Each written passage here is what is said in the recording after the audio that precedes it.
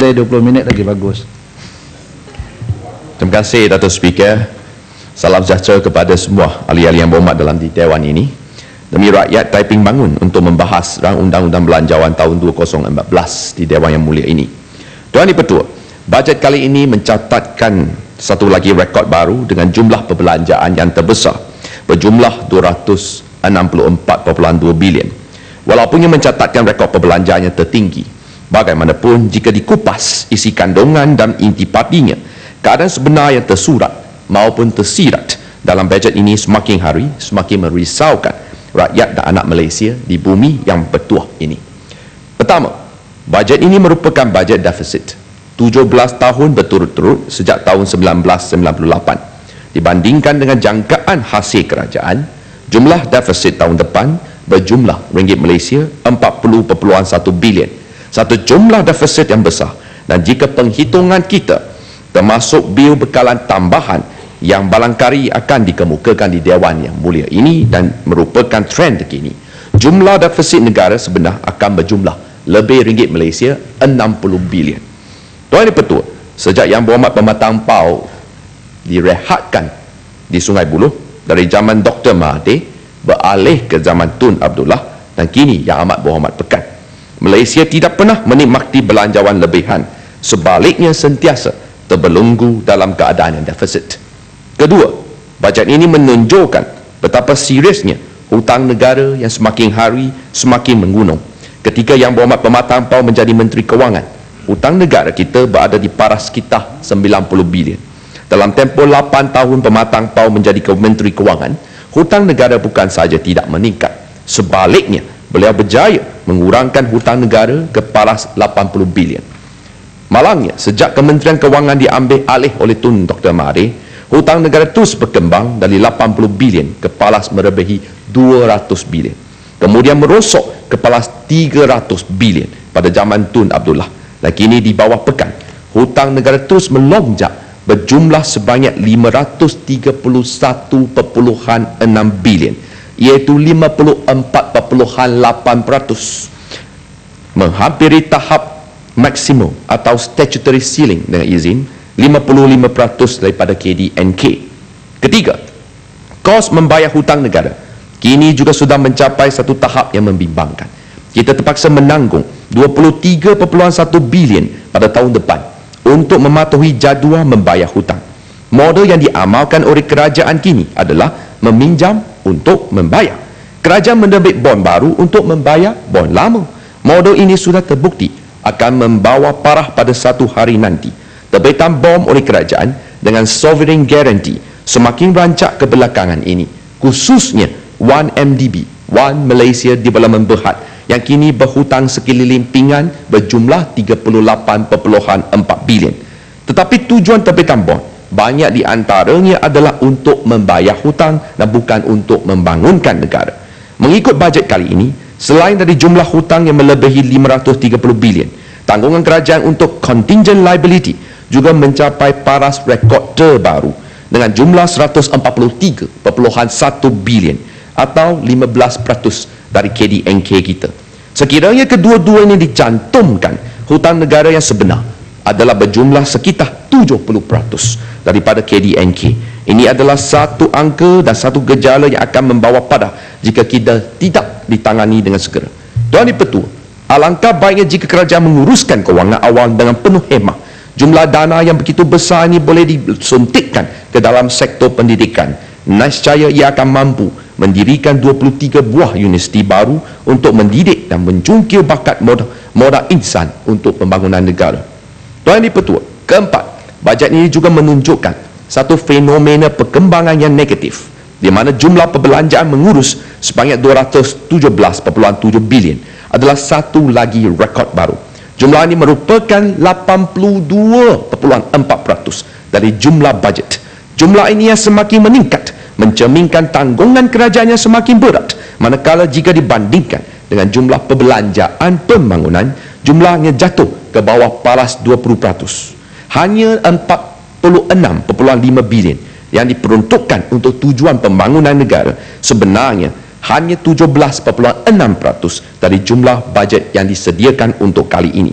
Saya rasa terpanggil untuk membawa perhatian Dewan Yang Mulia ini bagaimana belanjawan diagihkan pada tahun-tahun lepas seperti berikut.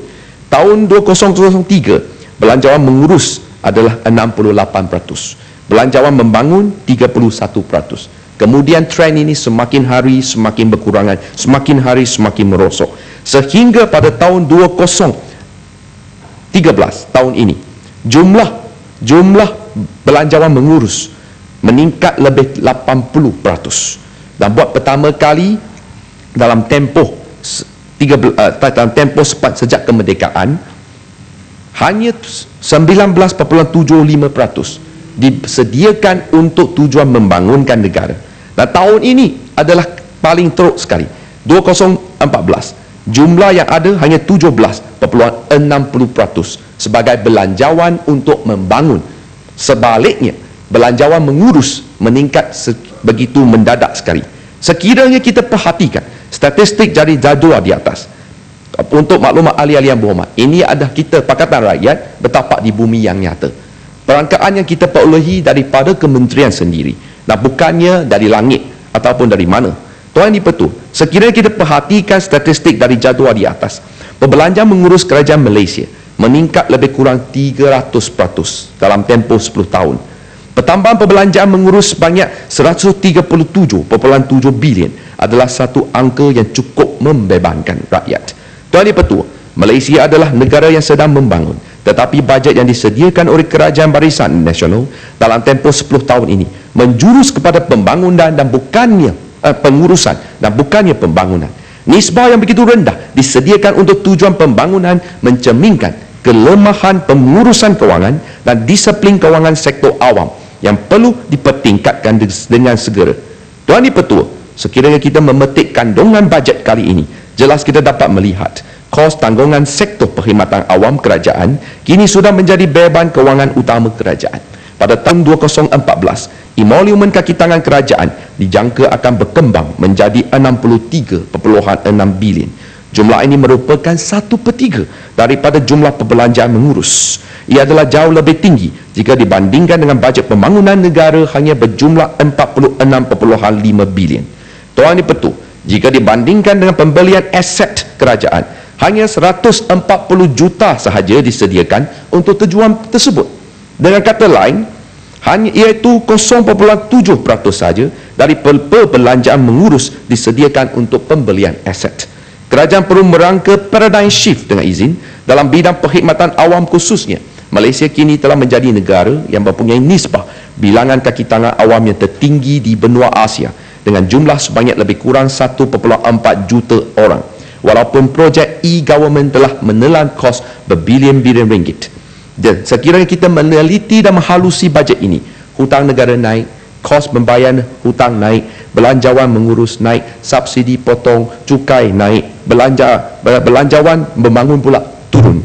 Tuan Dipertua, setelah dikupas, sekiranya kerajaan bertekad untuk membawa ekonomi negara kembali ke landasan yang betul, kerajaan perlu mengatasi masalah 4P yang kian membawa padah kepada rakyat jelita.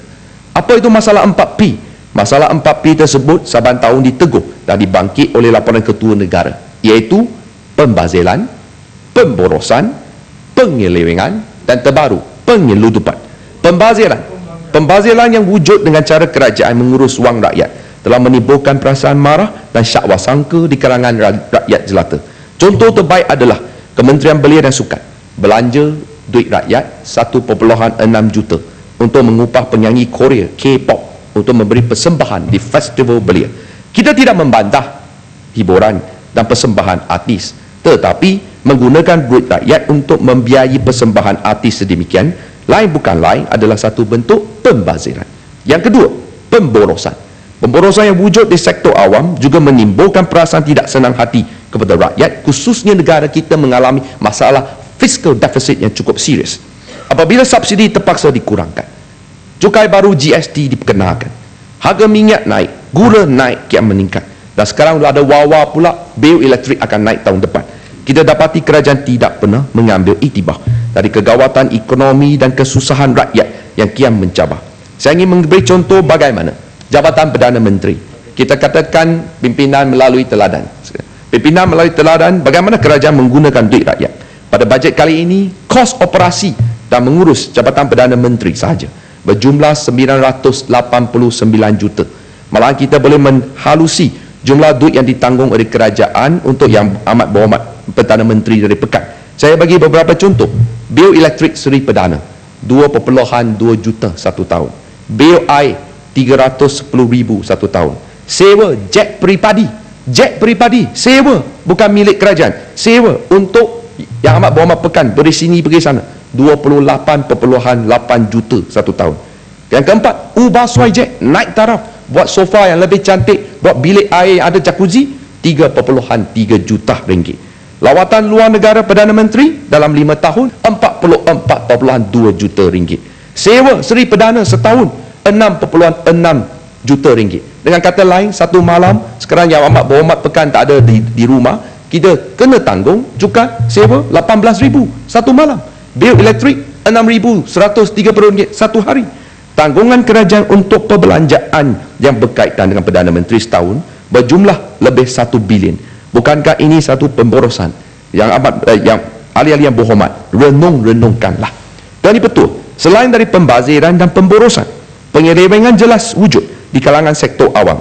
Tiap-tiap tahun laporan audit negara jelas menyentuh perkara seperti beri barangan dengan harga tidak masuk akal, kos projek melambung, projek Gajah Putih, projek Eko Pemimpin, projek sakit dan malahan projek runtuh dan lain-lain. Saya masih ingat lagi Menteri Besar Terengganu kata jangan panggil lagi lah negeri Terengganu Darul Daim, panggillah dengan nama baru negeri Darul Runtuh. Saya rasa ini adalah satu ungkapan yang cukup tepat sekali. Saya bagi contoh tahun ini laporan Ketua Audit Negara. Jam dinding RM100, ATM beri dengan harga RM3,810, bukan 1, 20. Yang kedua, scanner kita beri dekat pejabat RM200, kerajaan beli RM14,000. Teropong turun RM750, kerajaan beri RM53,000. Saya tahulah biasanya makcik-makcik pergi pasar beli sayur pun tahu tangih harga, tapi ini tak tahu apa berlaku kepada ketirisan, kebocoran dalam sektor awam kita. Bah kata pepatah Melayu, kerana nila setitik rosak susu sebelangga. Angkara segelintir kaki tangan awam telah mencemarkan imej sektor perkhidmatan awam. Tindakan kerajaan untuk menubuhkan jawatan kuasa kerja yang diketuai oleh Ketua Setiausaha Negara untuk menyiasat laporan audit jelas sebenarnya sudah tidak memadai. Kerajaan harus mengambil tindakan drastik, menangkap ulat-ulat sebegitu seperti buang kerja, bayar pampasan, sita harta dan hukuman berat yang setimpal dan kesalahan supaya dapat menegakkan integriti di sektor perkhidmatan awam dan mengembalikan keyakinan rakyat terhadap integriti kerajaan. Tuan Yang Pertua, masalah 4P yang terkini adalah penyeludupan. Dalam aspek ini, mengikut penyelidikan British American Tobacco Company BAT, syarikat rokok terbesar negara ini, Malaysia kehilangan hasil cukai 2 bilion setahun akibat dari penyeludupan rokok ke dalam negara ini. Mengikut laporan media, Malaysia juga mempunyai kadar penyeludupan rokok yang tertinggi di dunia, di mana 1/3 rokok yang ada di pasaran didapati merupakan hasil produk dari lambakan aktiviti penyeludupan secara haram akibat dari kegiatan penyeludupan yang berleluasa dan sindiket berjaringan. Kerajaan telah hilang hasil cukai duty yang besar dianggarkan ringgit Malaysia 2 bilion satu tahun. Kehilangan hasil ini masih tidak termasuk kerugian cukai akibat penyeludupan minuman keras ke dalam negara ini yang dijangka lebih besar. Tuan Yang Pertua, sekiranya kerajaan serius mendahulukan rakyat, kerajaan harus mengambil tindakan segera mengatasi masalah 4P ini yang saya bangkitkan di Dewan Yang Mulia ini. Maka ia akan membantu kerajaan seperti yang diungkapkan oleh Yang Berhormat Tan Bun sendiri, menjimatkan 28 bilion dari rasuah dan 6.0 bilion dari pembaziran mengikut laporan Ketua Audit Negara tahun lepas. Jumlah lebih 34 bilion ini sebenarnya sudah lebih dari memadai untuk merangkumi hasil yang bakal dikutip berikutan pelaksanaan GST yang akan bermula pada April Fool 2015. Tuan Yang Pertua, saya ingin menyentuh tentang GST. Mengikut kenyataan Ketua Setiausaha Kementerian Kewangan Tan Sri Dr. Muhammad Iwan Seriga Abdullah, pada 2015 kerajaan akan memperolehi hasil 23.1 bilion daripada pelaksanaan cukai baru GST. Tahun 2016 Jumlah hasil cukai yang dikutip dari GST akan meningkat menjadi 32 bilion. Dengan kata lain, Tuan Di-Pertua, Malaysia hanya mempunyai 27 juta rakyat. Hasilnya 32 bilion. Siapa nak bayar? Ini akan dikutip daripada titih peluh perih payah oleh rakyat jelata. Dan setiap secara purata, setiap rakyat terpaksa menanggung lebih 1,000. BRIM bagi 500, GST ambil 1,000. Barisan Nasional memang pandai mengira. Dan seisi keluarga berapa dapat? Sekurang-kurangnya 5,000 kena menanggung GST apabila dilaksanakan. Tuan Di-Pertua, Goods and Services Act bukannya cukai baru.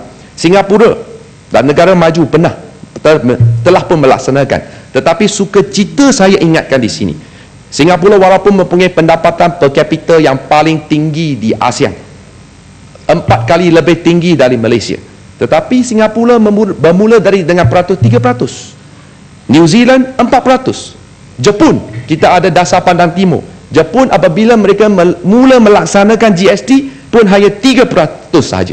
Sehingga kini pun jika bandingkan dengan negara yang lebih maju dari Malaysia, Korea pada tahap ini hanya 5%, Taiwan 5%, tetapi dengan pendapatan per capita yang jauh lebih rendah, apa pula dayanya Malaysia melaksanakan GST dengan kadar permulaan 6% yang begitu tinggi, 1 kali ganda lebih tinggi daripada Singapura apabila Singapura mula melaksanakan cukai ini. Tuan Di-Pertua, teras pertama bajet kali ini adalah merancakkan ekonomi. Bagaimana kerajaan mampu merancakkan ekonomi apabila pendapatan disposable income rakyat akan berkurangan apabila GST mula dilaksanakan. Apabila daya pembelian rakyat terjejas, pasaran domestik akan terus merasakan baham dari pelaksanaan cukai baru ini. Menteri di Jabatan Perdana Menteri, Datuk Seri Pakatan Rakyat, berasa GST bukan saja akan membebankan rakyat, meningkatkan inflasi, malahan akan menjejaskan pembangunan ekonomi negara. Kecuali apabila pendapatan per capita rakyat Malaysia mencapai satu tahap yang memuaskan. Pendapatan per capita yang sedia ada tidak menawarkan suasana yang kondusif untuk pelaksanaan cukai baru ini. Tuan Di-Pertua, bajet 2014 ini dirangka bertemakan memperteguhkan ketahanan ekonomi, memperkasa transformasi dan melaksanakan janji. Saya ingin menyentuh aspek melaksanakan janji. Pada Februari 2012, Yang Amat Berhormat Pekan pernah berkata, saya memetik kata-kata Perdana Menteri sendiri. Beliau kata, harga minyak RON 95 tetap akan dikekalkan, tidak kira perubahan pada minyak harga pasaran dunia. Subsidi kerajaan akan diteruskan kerana kos hidup rakyat yang semakin tinggi. Ini adalah kata-kata yang diungkapkan oleh Perdana Menteri sendiri. Bah kata pepatah Melayu, manusia pegang kepada kata, binatang pegang kepada tali. Saya lebih cenderung untuk mempercayai kata-kata Pekan kerana beliau seorang Perdana Menteri. Tetapi kini janji tidak dikota, janji tidak ditepati, sebaliknya janji dimungkiri. Kenaikan harga petrol 20 sen selepas pilihan raya jelas terbukti rakyat sudah tertipu oleh pemimpin mereka sendiri, khususnya mereka yang mengundi Barisan Nasional. Selain itu, dari cara kerajaan Barisan Nasional menyediakan bajet kali ini dan ucapan pembentangan Yang Berhormat Pekan, jelas Yang Berhormat Pekan cuba membalas dendam terhadap pengundi masyarakat Tionghoa yang kononnya tidak lagi mempercayai Barisan Nasional, di mana peruntukan SRJK dipotong 50%, dari 100 juta kini jatuh menjadi 50 juta. Yang kedua, pelajar cemerlang SUA Sekolah Independent High School yang dulunya diberikan beasiswa, kini beasiswa oleh 1MDB dibatalkan. Yang ketiga, sekolah SMJK, 78 buah sekolah SMJK di seluruh Malaysia, 1 sen pun tidak diberikan. Tuan Di-Pertua, sikap yang betul adalah kerajaan Barisan Nasional harus merenung mengapa masyarakat Tionghoa tidak lagi percaya dan sokong parti Barisan Nasional dan mencari ikhtiar. Barisan Nasional patut mencari ikhtiar memenang semula hati masyarakat Tionghoa dan bukan mengamalkan diskriminasi kaum sebagai balas dendam yang akhirnya saya pasti akan makan diri. Melayu, Cina, India dan kaum lain semuanya adalah anak Malaysia, dan ini adalah slogan Tourism Malaysia Truly Asia. Saya suka cerita mengingatkan kepada rakan-rakan di sebelah sana, pada tahun 1999 waktu zaman reformasi adalah pengundi Cina dan selamatkan Barisan Nasional. Tetapi Barisan Nasional tidak pernah membalas budi, malahan terus dengan rasuah, terus dengan dasar diskriminasi, terus dengan amalan talam dua muka. Inilah yang mengakibatkan masyarakat Tionghoa hilang keyakinan dan kepercayaan. Tuan Dipertua, semua rakyat harus diberi layanan yang adil dan saksama, dan siapa mereka hendak undi adalah hak demokrasi masing-masing. Tuan Dipertua, corak pengagihan duit cukai rakyat berdasarkan kepada sentimen perkauman yang diamalkan oleh Barisan Nasional bukan berdasarkan kepada kemampuan dan keupayaan adalah satu model yang gagah.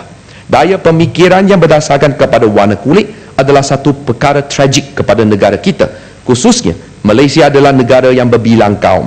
Jika kerajaan Barisan Nasional bangga dengan amalan perkauman secara terbuka yang penuh dengan demokrasi, maka slogan satu Malaysia yang hangat-hangat tahi ayam ini saya cadangkan boleh buang dalam tong sampah dan dijadangkan bahan ketaut sebagai transformasi palsu yang memalukan. Tuan Dipertua, negara Malaysia sudah mencapai kemerdekaan sejak 56 tahun, tetapi adalah amat kesal corak pemikiran pimpinan negara masih lagi terbelenggu dalam politik perkauman yang sudah jauh ketinggalan zaman.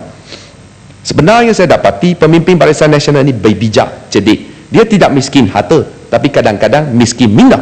Akibat minda yang miskin ini, Malaysia kehilangan, mengikut laporan World Bank, lebih 1 juta modal insan telah meninggalkan the brightest of all, telah meninggalkan kita kerana yang mereka sebenarnya merupakan bakat yang amat diperlukan untuk agenda pembangunan negara supaya membantu misi negara mencapai wawasan negara maju. Tuan Dipertua, memandangkan keselamatan sosial yang semakin merosot sehingga isu keselamatan sosial kita menjadi isu paparan utama International New York Times. Bajet kali ini memperuntukkan 8.8 juta bilion untuk pasukan polis. Jumlah bajet yang besar ini mencerminkan betapa seriusnya masalah keselamatan masyarakat yang kini kita tidak lagi berasa selamat. Polis Diraja Malaysia mempunyai sejarah 200 tahun. Ia adalah pasukan disiplin. Pakatan Rakyat menghargai segala pengorbanan dan bakti yang dicurahkan oleh pasukan polis. Tetapi kejadian seperti 133 senjata hilang jatuh ke dalam laut, dan ada pula pistol polis hilang di Jamban, di Tandas. Ini adalah jawapan daripada menteri sendiri. Malahan ada polis terlibat dalam kes logo di Pulau Pinang. Ini telah pun merosakkan imej polis. Dan petang ini saya ambil semalam 2 orang polis didapati dalam satu bersubahat dengan 3 orang di luar. Timbalan Menteri Dalam Negeri ada di sini, harap dapat perhatian yang serius. Polis sendiri di Petaling Jaya dalam satu kononnya operasi untuk menyerbu pusat refleksologi. Polis itu telah pun merogoh terapis dalam refleksologi ini. Bukankah ini satu perkara yang cukup dahsyat dan memalukan? Tuan Dipertua, polis bersubahat dengan orang luar. Petaling Jaya, headline semalam Sing Chiu Daily. Tuan Dipertua, kita pun pernah dengar kes kan di Pahang, Romping, dada 3 kilo, kemudian hantar ke mahkamah jadi bahan bukti, dijadikan apa? Dijadikan tepung, walaupun warna yang sama, tapi sudah ditukar. Kita ada juga kes duit, wang tunai 300,000 polis Selangor hilang apabila duit itu di dalam is under the guardianship of the police. Tuan Dipertua, daripada ini saya rasakan Ketua Polis Negara patut mengambil tindakan segera. Mereka yang terlibat yang merosakkan imej polis ini betul dirujuk ke muka pengadilan dan bukan lagi dikompromikan. Tetapi saya rasa dari pengagihan kepada pihak polis, unit pencegahan penyiasatan jenayah hanya mendapat 533 juta, iaitu dari jumlah 8.8 bilion, hanya 7.3% dibekalkan untuk unit penyiasatan jenayah. Saya rasa ini adalah peruntukan yang amat tidak memadai. Dan sebaliknya, unit untuk memperbaiki imej, indeks persepsi polis mendapat 275 juta. Cosmetic exercise is provided with 275 million. Tetapi betul-betul mereka yang melawan jenayah, mensiasat jenayah CID, dia dapat apa? Di 533 juta sahaja. Tuan Dipertua, Boleh gulung sedikit. Ya, yang dua. Selain daripada itu, saya ingin juga menyentuh tentang perkembangan pendidikan tinggi di negara ini. Minggu lepas, pendidikan negara tinggi Malaysia menjadi pula isu internasional. Bukannya menduduki tempat yang pertama di ranking dunia, tetapi sebuah universiti swasta di Malaysia, HELP University, telah pun memberikan ijazah kedoktoran kehormat kepada pemimpin komunis Korea Utara Kim Jong-un. Kedoktoran itu kehormat adalah ijazah doktor kehormat bidang ekonomi. Korea Utara, negara komunis, negara yang mengalami keburulan secara besar-besaran, tetapi dianugerahkan oleh doktor kehormat universiti di Malaysia, sehingga Foreign Policies Magazine di United States membawa cerita ini sebagai bahan ketawa. Sejak bila pula pemimpin komunis yang menjadikan negara itu rakyatnya mati, dilaporkan 500,000 rakyat Korea Utara mati keburulan kerana tidak ada makanan, tetapi Universiti Malaysia bagi ijazah doktor kehormat. Saya rasa menteri patut ambil perhatian apabila IPTS sedemikian telah pun menjejaskan imej negara. Dan tuan yang dipertua, saya ingin cuma nanti sedikit saja tentang industri pelancongan di kawasan saya, iaitu kawasan Taiping. Banyak kali saya telah membangkitkan di Dewan Yang Mulia ini. Taiping mempunyai 32 perkara nombor 1 di Malaysia. Mahkamah pertama, pejabat tanah pertama, jalan kereta api pertama, muzium pertama, banyak. Tetapi amat duka citakan, kita tengok industri pelancongan di kawasan Taiping tidak diberikan perhatian yang sepatutnya.